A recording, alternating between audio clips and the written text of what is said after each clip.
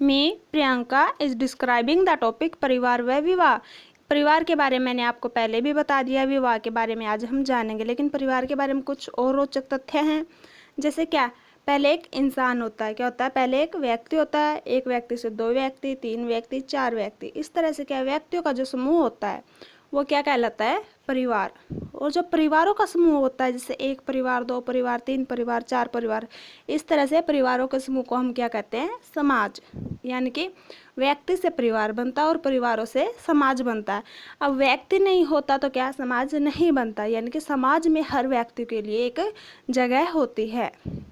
सबसे पहले तो क्या है, इंसान होना चाहिए, यानी कि व्यक्ति होना चाहिए, यानी कि इंसान का जीवन एवं अस्तित्व, यानी कि वो हाँ इस पृथ्वी पर मौजूद है, यानी कि उसका जीवन यहाँ पे है। अगर वो जीवित है तो क्या उसका जो भी समाज में स्थान था वो वहाँ पे भर जाता है, व्यक्ति का रिक्त जो स्थान था वो क्या वहाँ पे भर जाता है। जैसे क्या हम जनगणना वगैरह करते हैं और वहाँ पे हम काउंट करते हैं कि कितने व्यक्ति हमारे यहाँ पे प्रेजेंट हैं, तो वहाँ पे जो भी उनके लिए जगह होती है वो वहाँ पे भर जाती है। उसके बाद है यौन संबंधी अवसर। व्यक्तियों को क्या मिलता है वहाँ पे, यौन संबंधी अवसर, यानी कि उनकी जो रिलेशनशिप होती है वो वहाँ पे बनती है। जैसे मेल फीमेल के बीच की जो रिलेशनशिप है वो वहाँ पे मेंटेन होती है। तो इस तरह से क्या होता है, समाज के लिए इसका क्या फ़ायदा है कि वहाँ पे क्या यौन नियंत्रण व पाबंदी हो जाएगी। देखो मेल और फीमेल समाज में क्या उनकी शादी करवा दी जाती है, जिस तरह से उनकी सोसाइटी में एक अच्छी वैल्यू होती है। तो इस तरह से क्या है, जब उनकी शादी हो जाती है तो जो शादीशुदा होते हैं वो क्या रेप वगैरह नहीं करेंगे, तो यौन नियंत्रण हो जाएगा वहाँ पे। और अगर कोई करता है तो उसके ऊपर कानून लगा दिए जाते हैं, इस तरह से क्या वहाँ पे पाबंदी भी हो जाती है। उसके बाद क्या, बचाव एवं सहायता। हमारी सोसाइटी का काम क्या है, हमारे समाज का यानी सरकार का क्या काम है कि वो हर एक व्यक्ति को बचाएगा और उसकी क्या सहायता करेगा, यानी उसके लिए कानून बनाएगा, उसकी सहायता करेगा और उनकी देखभाल करेगा। देखो इस तरह से क्या व्यक्ति के लिए तो क्या हो गया, उसका बचाव हो गया और उसकी सहायता भी होगी। और समाज के लिए क्या हो गया, समाज उसकी देखभाल कर रहा है। उसके बाद क्या, समाजीकरण।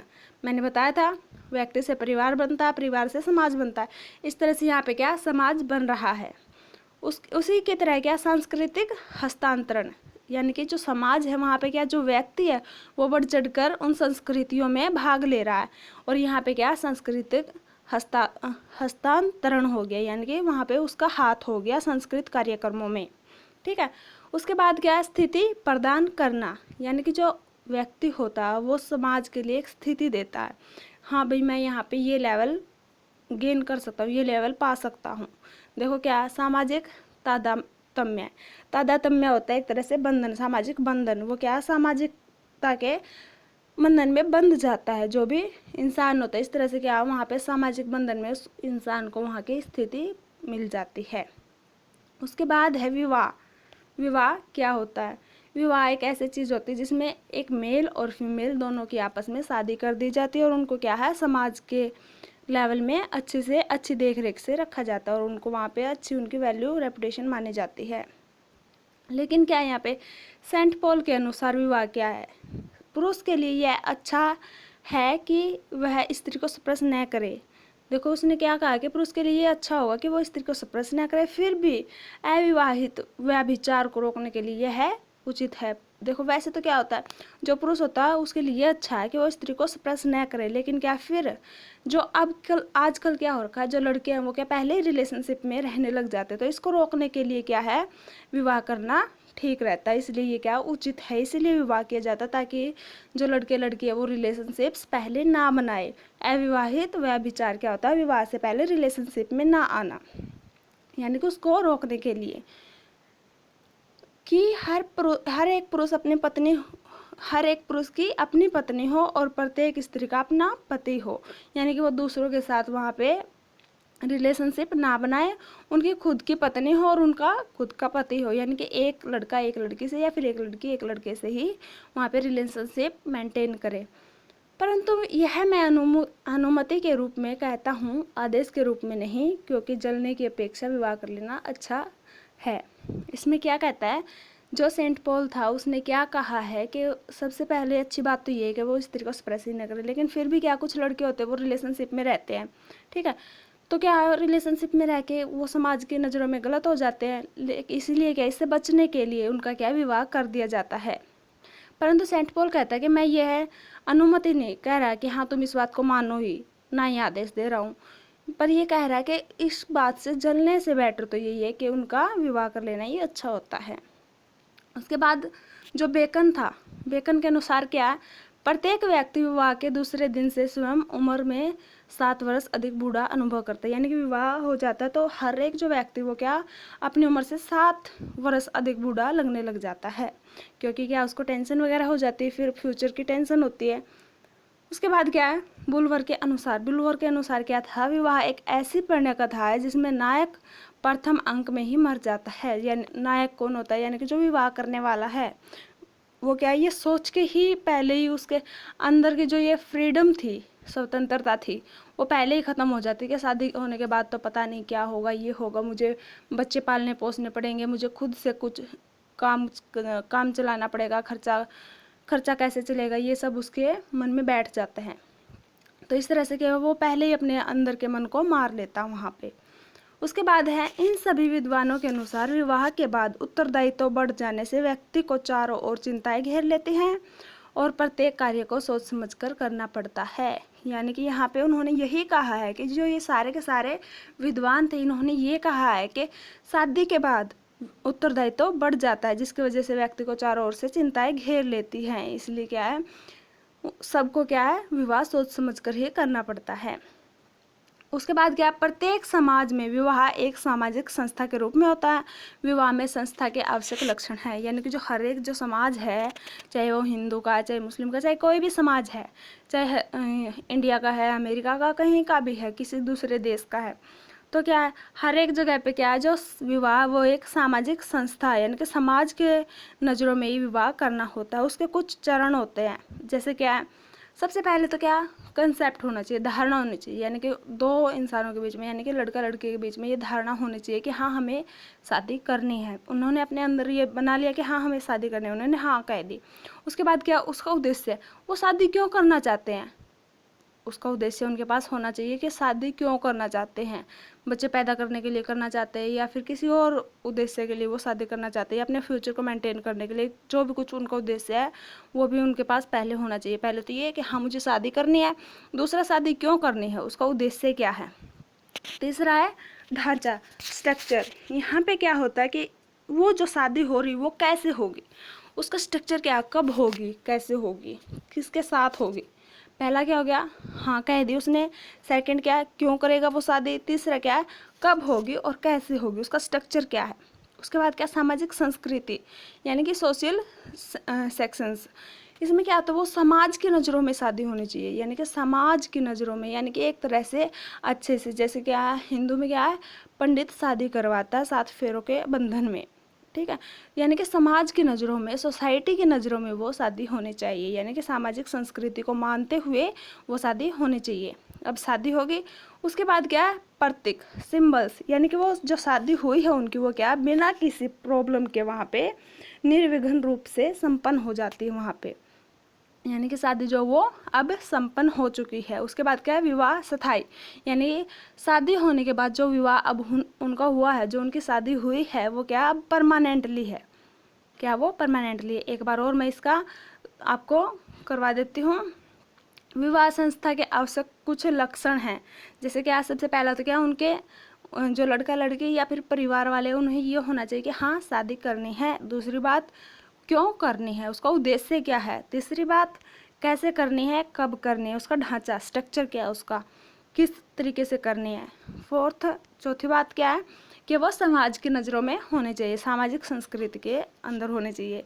फिफ्थ, प्रतीक, यानी कि सिंबल्स क्या होता है, यानी कि बिना किसी विघ्न के, बिल्कुल अच्छे तरह से, बिना किसी प्रॉब्लम क्रिएट हुए वो क्या, शादी संपन्न हो जाना, शादी पूरी संपन्न हो जाना। उसके बाद क्या, अब जब वो संपन्न हो जाती है तो वह क्या है, परमानेंटली मैरिज होती है। परमानेंट यानी कि उसको क्या, फिर बाद में हम तोड़ नहीं सकते, हाँ भाई वो उसके साथ बंध चुकी है या फिर वो बंध चुका है, यानी कि अब क्या, उन दोनों की शादी हो ही चुकी है। उसके बाद है विवाह की परिभाषा, डेफिनेशन ऑफ मैरिज, यानी कि विवाह होता क्या है। जैक्सन एवं सटर्न के अनुसार क्या, विवाह विवाह एक अथवा अनेक पति पत्नी के सामाजिक संबंध का नाम है। विवाह उस संस्कार का नाम है जिसके द्वारा पति पत्नी आपस में सामाजिक संबंध में बंध जाते हैं। यानी कि विवाह क्या है, जिसमें क्या पति पत्नी दोनों क्या समाज के आगे एक बंधन में बंध जाते हैं, जो गिलिन है। और तथा गिलिन के अनुसार क्या, विवाह संतान की उत्पत्ति के लिए किया जाता है, परिवार की स्थापना की जाती है और इस तरह से क्या समाज बनता है। विवाह संतान उत्पत्ति के लिए परिवार की स्थापना का समाज द्वारा स्वीकृत एक तरीका है। विवाह का उद्देश्य उस परिवार की स्थापना करना है जिसमें संतान उत्पत्ति हो तथा जो समाज को मान्य हो। जो गिलिन था उसने क्या कहा था कि विवाह क्या है, विवाह एक संतान की उत्पत्ति करना है, संतान की उत्पत्ति समाज की नज़रों में जो मान्य हो। ठीक है। उसके बाद क्या है, बोगार्डस के अनुसार विवाह स्त्री तथा पुरुष को पारिवारिक जीवन में प्रवेश करवाने की एक संस्था, यानी कि जो स्त्री है और पुरुष है उसको क्या है, समाज के अंदर परिवार के जीवन में प्रवेश करवाने के एक तरीका है। उसके बाद क्या, होबल के अनुसार, जो होबल है उसने क्या कहा था कि विवाह सामाजिक नियमों की जटिलता है जो विवाहित जोड़े को परस्पर संबंधों, उनके रक्त संबंधों तथा बच्चों एवं समाज को परिभाषित तथा नियंत्रित करती है। इसमें क्या कहा था होबल ने कहा था कि जो विवाह होता है वो क्या सामाजिक नियमों की एक जटिलता, यानी कि वो कठिनता है। इसमें क्या होता है, जो विवाहित जोड़ा होता है उसको क्या सारे के सारे जो परस्पर संबंध होते हैं वो मेंटेन करके रखने होते हैं। उनके जो भी ब्लड के रिलेशनशिप है, काका ताई जो भी कुछ है, उनके मामा मासी जो भी कुछ है, सबको क्या है एक संबंध में बांध के रखना होता है। उन दोनों को आपस में क्या है, दोनों के जो भी रिलेशनशिप होती है एक दूसरे के रिलेशनशिप्स को भी मेंटेन करके वहाँ पे रखना होता है। उसके बाद है विवाह की विभिन्न परिभाषाओं का निष्कर्ष, यानी कि जो सारी की सारी डेफिनेशन मैंने आपको बताई है, इनका क्या निष्कर्ष निकला है। विवाह स्त्री तथा पुरुष का एक संगठन है, यानी कि इसमें क्या है, स्त्री और पुरुष दोनों क्या मिलते हैं। यह लिंग संबंधों पर आधारित होते हैं, यानी कि जो मेल और फीमेल दोनों होते हैं उनके क्या संबंधों को मेंटेन करके रखते हैं, उनके रिलेशनशिप को बनाए रखते हैं। कुछ पुरुषों का कुछ स्त्रियों के साथ, एक पुरुष का अनेक स्त्रियों के साथ, एक स्त्री का अधिक पुरुषों के साथ तथा एक पुरुष का केवल एक स्त्री के साथ यौन संबंध स्थापित हो सकता है। इसमें क्या कहता है, इसमें क्या होता है, यौन संबंध बनाना होता है। जो भी मेल और फीमेल अगर वो यौन संबंध बनाना चाहते हैं तो वो मेनली बनता ही है शादी के बाद। तो इसमें क्या है कि जो कुछ स्त्रियाँ होती है उसको अगर एक शादी हुई है तो एक ही के साथ, ठीक है, अगर उनकी कई शादियाँ हुई हैं तो उनको क्या है, जितनों के भी साथ उनके शादी हुई उन सब के साथ क्या है यौन संबंध बनाना होता है, चाहे वो लड़का है चाहे वो लड़की है। यह यौन संबंध समाज के द्वारा स्वीकृत होता है। जो ये अब क्या रिलेशनशिप बना रहे हैं ये क्या समाज द्वारा मान्य होता है। और विवाह का स्वरूप कानून द्वारा भी मान्य हो सकता है, यानी कि कानून भी उनकी शादी करवा सकता है। विवाह में कुछ रीति रिवाजों का पालन किया जाता है। विवाह स्थायी संस्था यानी कि वो परमानेंट है। विवाह कुछ अधिकारों एवं कर्तव्यों से जुड़ा होता है, यानी कि उसके कुछ अधिकार होते हैं। अधिकार जैसे कि हाँ, जैसे हस्बैंड है, वाइफ का हस्बैंड के ऊपर हक होगा और हस्बैंड का वाइफ के ऊपर हक है। वो क्या हक से एक दूसरे के साथ में रिलेशनशिप में रह सकते हैं और एक दूसरे के कामों में अपना हाथ बटाएंगे। विवाह एक ऐसा बंधन है जिससे स्त्री पुरुष सामाजिक संबंधों में बंध जाते हैं, यानी कि जो स्त्री है और पुरुष है वो क्या आपसी में समाज के जो संबंध होते हैं उनमें बंध जाते हैं। यह समझौते पर आधारित हो सकता है, यानी कि उनके अंदर समझौता भी हो सकता है कि हाँ हम शादी करेंगे, किस लिए हम शादी कर रहे हैं, और फिर क्या वो सामाजिक बंधनों में बंध जाते हैं। परिवार तथा संतान उत्पत्ति विवाह के ही निष्कर्ष हैं, यानी कि जो परिवार बनता है या फिर संतान की उत्पत्ति होती है वो किसका रिजल्ट होता है, विवाह का रिजल्ट ही होता है। यानी कि विवाह के होने के बाद ही तो संतान बनता है और परिवार बनता है, उसी का ये क्या ये रिजल्ट है। विवाह के बाद संतान जायज़ मानी जाती है। अगर विवाह से पहले संतान हो जाती है तो वो क्या है नाजायज़ होती है, यानी कि समाज की नज़रों में जो गलत होता है वो क्या होता है नाजायज़ होता है, और समाज की नज़रों में जो ठीक होता है वो क्या होता है जायज़। उसके बाद है विवाह समाज में यौन संबंधों को नियंत्रण करने का भी काम करता है। जो विवाह होता है वो क्या करता है, समाज में जो भी यौन के संबंध होते हैं, इसमें क्या कहता है, विवाह समाज में यौन संबंधों को नियंत्रित करने का भी कार्य करता है। यानी कि जैसे विवाह हो गया, हस्बैंड वाइफ है, तो वो क्या है, सिर्फ अपने आप से ही रिलेशनशिप रखेंगे, वो दोनों आपसे ही रिलेशनशिप रखेंगे, वो किसी दूसरे से वहाँ पे रिलेशनशिप नहीं करने देंगे। और इस तरह से क्या है, रेप वगैरह के भी केसेस कम हो जाते हैं। यह सार्वजनिक संस्था है। सार्वजनिक संस्था क्या है, यानी कि हर जगह पे माने जाने वाली संस्था। हर जगह पे क्या शादियाँ होती हैं और फिर उसको क्या समाज में अच्छी नज़र से देखा जाता है। या ये हमारे सिर्फ इंडिया में ही नहीं है, ये दूसरे देशों में भी होती है। हर देश में क्या है, शादी होती है और उसी के बाद क्या है, समाज में उनको परिवार का एक अच्छा रूप दिया जाता है। उसके बाद है विवाह के उद्देश्य। विवाह क्यों किया जाता है, उनके क्या क्या उद्देश्य हैं। स्त्री पुरुषों के यौन संबंधों को नियंत्रित करना तथा संतान उत्पत्ति के कार्य में सहयोग देना विवाह का प्रथम उद्देश्य है। इसमें क्या कहता है, उसका सबसे पहला उद्देश्य क्या है, यौन संबंध बनाना, रिलेशनशिप बनाना, और क्या है, फिर संतान की उत्पत्ति करना। ये उनका क्या है, सबसे पहला उद्देश्य है। विवाह क्यों किया जाता है, यौन संबंध बनाने के लिए और संतान की उत्पत्ति करने के लिए। सबसे पहला यही उद्देश्य होता है कि इसके लिए विवाह किया जाता है। उसके बाद है गृहिणी का निर्माण करना भी विवाह का उद्देश्य होता है। यानी कि घर में स्त्री का लाना भी क्या है, विवाह का एक उद्देश्य होता है। शरीर के स्वस्थ निर्वाह और मन की शांति के लिए विवाह आवश्यक है। यानी कि शरीर को स्वस्थ रखने के लिए और मन की शांति के लिए भी विवाह क्या है, जरूरी है। परिवार विवाह के बाद ही बसाया जा सकता है। परिवार कब बनता है, जब विवाह हो जाता है और जब संतान की उत्पत्ति होती है। मैंने पहले भी ये बता दिया आप सबको। मानव जाति की निरंतरता के लिए विवाह एक महत्वपूर्ण संस्था, यानी कि कंटिन्यूएशन के लिए, ताकि जो इंसान है वो पृथ्वी पर ख़त्म ना हो, उनको बनाए रखने के लिए भी क्या है, ये विवाह जरूरी होता है।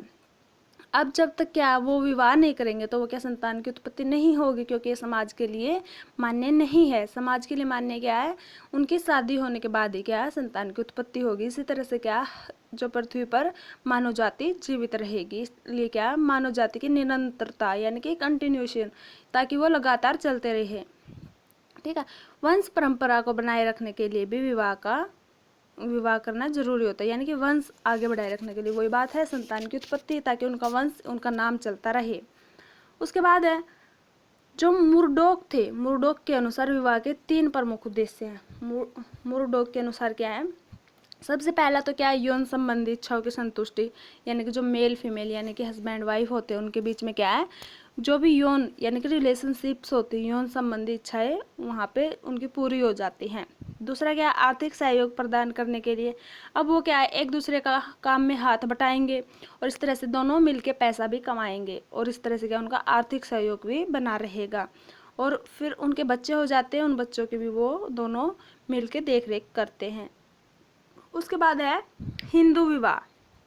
हिंदू विवाह के क्या क्या उद्देश्य होते हैं।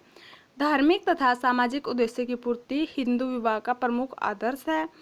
मुस्लिम विवाह समान समझौते के सिद्धांत पर नहीं है। हिंदू विवाह के प्रमुख उद्देश्य निम्न है। इसमें क्या कहता है कि धर्म के अनुसार और समाज के अनुसार हिंदू विवाह का प्रमुख आदर्श है, यानी कि आदर्शों में माना जाता है, उसकी नैतिकता होती है, वहाँ पे अच्छे से वो मेंटेन किए जाते हैं। लेकिन जो मुस्लिम विवाह होता है उसका समान समझौते के सिद्धांत पर नहीं है। यानी कि उनमें क्या, कई सारी भी मैरिजें होती हैं, लेकिन हिंदुओं में क्या है, एक ही होती है, अगर जो अच्छे से होते समाज की नज़रों में। हिंदू विवाह के प्रमुख उद्देश्य निम्न है। इनके कुछ उद्देश्य वो क्या है, धार्मिक कर्तव्यों का पालन करना। जो भी धार्मिक कर्तव्य हैं, जैसे जिस धर्म को वो मानते हैं, हिंदुत्व को मानते हैं, तो क्या वो हिंदुत्व धर्म का पालन करेंगे, यानी सारे भगवानों को वो अच्छे से मानेंगे। पुत्र की प्राप्ति, धर्म में क्या, वंश बढ़ाना, तो वंश बढ़ाने के लिए क्या, वो पुत्र प्राप्ति करेंगे, यानी कि अपने रिलेशनशिप को मेंटेन रखेंगे। रीति क्रिया या यौन सुख। रीति क्रिया क्या होती है, यौन का ही सुख होती है, यानी कि जो रिलेशनशिप बनती है जिसकी वजह से क्या है, पुत्र की प्राप्ति होती है और क्या, वंश आगे बढ़ता है, तो उसका भी सुख यहाँ पे नहीं मिलता है। यानी कि यौन संबंध भी यहाँ पे बनाते हैं। समाज के प्रति कर्तव्यों का पालन ये करते रहते हैं। समाज में जो भी उनका कर्तव्य होता है, यानी जो भी उनका काम होता है, तो उसका भी ये पालन करते हैं। यानी कि सारे काम ये करते हैं जो भी समाज में इन्हें करने होते हैं। घर का काम है, बाहर का काम है और समाज का जो काम है, सारा ये काम करते हैं और उनका पालन करते हैं। व्यक्तित्व का विकास, इस तरह से क्या, सब चीज़ों का ये विकास कर रहे, तो इनका लेवल ऊपर जाएगा। इस तरह से क्या, उनका व्यक्तित्व का विकास भी वहाँ पे हो जाता है। उसके बाद है पारिवारिक कर्तव्यों का पालन। उन्हें क्या, परिवार के सारे कामों का भी पालन करना पड़ता है, यानी कि जो भी परिवार के सदस्य हैं उनके साथ रिलेशनशिप को अच्छे से मेंटेन करके रखना होता है और परिवार के जो भी काम है उनको करना होता है।